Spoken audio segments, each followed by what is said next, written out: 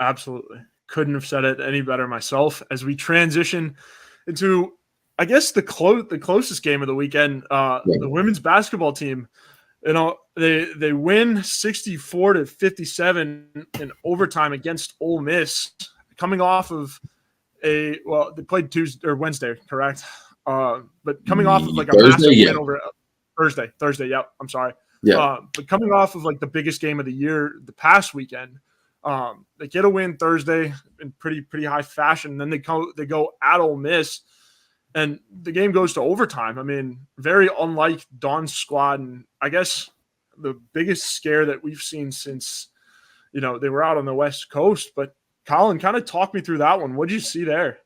Yeah, just sloppy all the way around. 15 turnovers to 17 assists.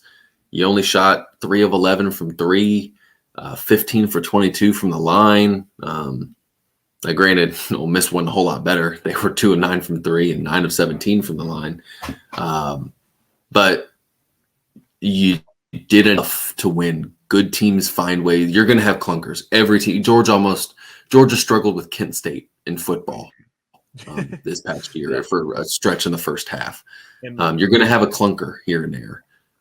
Can you find a way to win it? And they did, and it wasn't pretty by any stretch of any imagination, but you went on the road, and I was watching on TV in a hostel. It sounded loud there. You go on the road and you win that game, and it's not pretty, but you get on the plane with a 0 still in the loss column, and you feel thankful probably to get to that point. And if you're South Carolina, you got to clean up the turnovers. You really got to clean up, some of those issues there.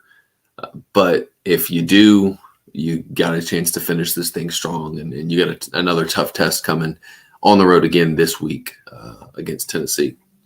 Yeah, absolutely. And I mean, no shot at Ole Miss either. They're 20-7 and 9-5 in the conference. They are a very solid basketball team. And so to get a team like that on a Sunday, where you've had a lot of momentum and a lot of hype behind your team, it's pretty reasonable to think that, you're going to struggle. And it is a clunker game. If like you said, Collyn, every team's going to have those. And obviously South Carolina, what stuck out to me the most was their star players. Their two, biggest stars played the best. The two players that you're really going to rely on in Leah Boston and Zia Cook. You saw yet another trademarked Leah Boston double-double, 13 points, 12 rebounds. And then you got 24 from Zia Cook, which is, it's not mind-boggling anymore. It's pretty normal. That's her. Yeah, exactly. She is her. Yeah. And 43 minutes, by the way. She played 43 minutes. Yeah. That's nuts. Oh, yeah. And, I mean, you got 40 from Bree Bill also, who had 8. But, I mean, these girls were gassed. And also you saw 30 minutes from Camila Cardoso and Raven Johnson. We talked about, the rotation being a big deal and how Dawn kind of keeps her starters fresh. And I think, by the way, the way they've been winning recently and the way they've been able to get in everybody, I think that's how they win games like this, right? Because, Aaliyah Boston hasn't had to play 34 minutes every night, Bree Beal hasn't had to play 40 minutes every night type of deal. And so I think that's the luxury of blowing out teams, is that your starters have more stamina going forward. And Collyn, I will pose this question to you.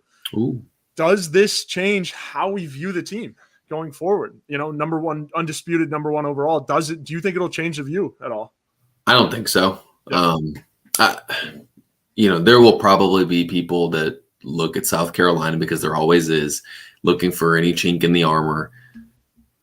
This was a tough knockdown, drag out kind of game that you're going to get in the league, and Ole Miss is good. I don't pay as close attention as Chris Wellbaum does to bracketology, but could this be a tournament Ole Miss team? I feel pretty safe to say, yeah. You're playing a team that's good, 20 wins, and you find a way at the very end to hold on, win this thing. And the frustrating part of your South Carolina is you had a chance to put this thing away in regulation.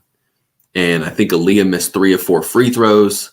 But it's just one of those things where you find a way to win in overtime. And if you're Ole Miss, you were probably thinking, man, we got to win this thing in regulation because we don't have the horses to compete with overtime. And that proved true. South Carolina, obviously, 9-2 in overtime, just dominant. So, when it came down to crunch time, especially on that final possession, it was what's South Carolina's calling card, and it's defense. And Aaliyah Boston locked that girl down. She turns it over. South Carolina doesn't get the shot, but it forces overtime, and then defense holds on the rest of the way. So, do I think it should change how we view South Carolina? No, I still think this is a team that very much has a chance to go undefeated, and I think it's a team that every now and again you're going to have a clunker. And what you hope is you get all those clunkers out before the NCAA tournament, before you have to face an LSU, a Stanford, UConn or somebody else like that again. You get them all out of the way and iron out those kinks so that you can, dominate. And then that's what they've done. And clean up the turnovers, cut down on those. And that gives you a little bit more of an offensive push. And that's what they were missing today when they were only averaging. The defense was there. But, if you're South Carolina, you only averaged, 86.5 points per 100 possessions.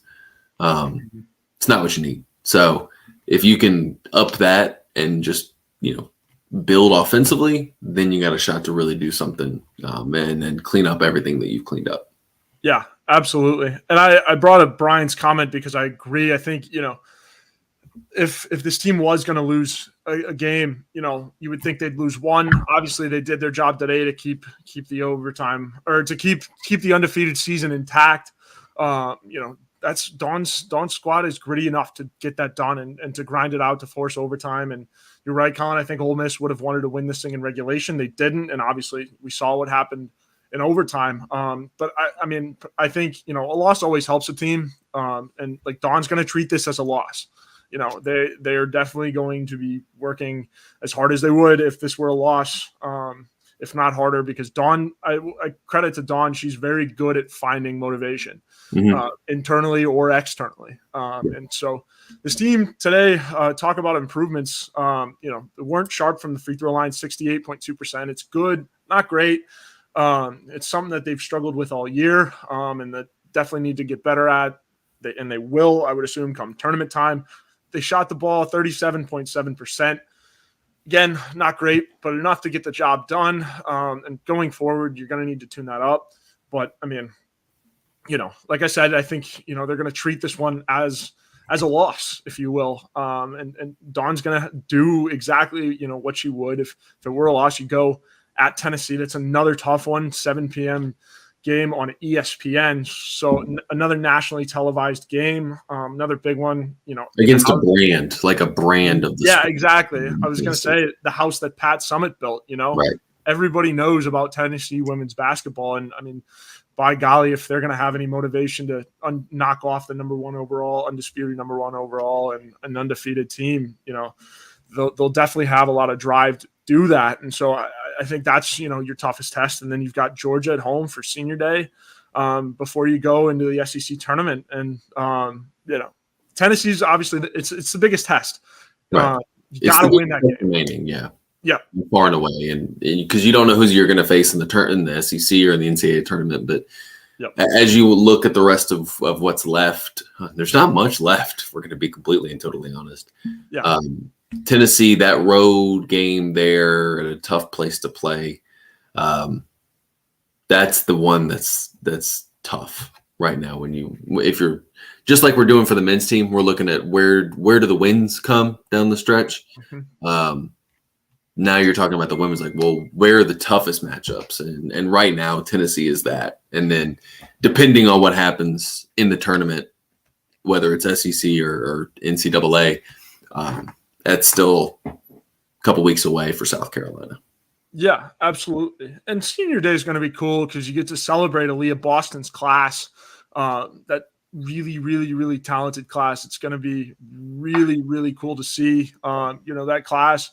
I'm pulling up the stat right now. Shout out to 107.5 The Game as I was listening to that game. The stat was Aaliyah Boston in her class is They are now 120-8. Going into Tennessee, like they were 118-8 going into Florida, and I mean that's a lot of wins, Collyn, to be 112 games or wins ahead of your losses.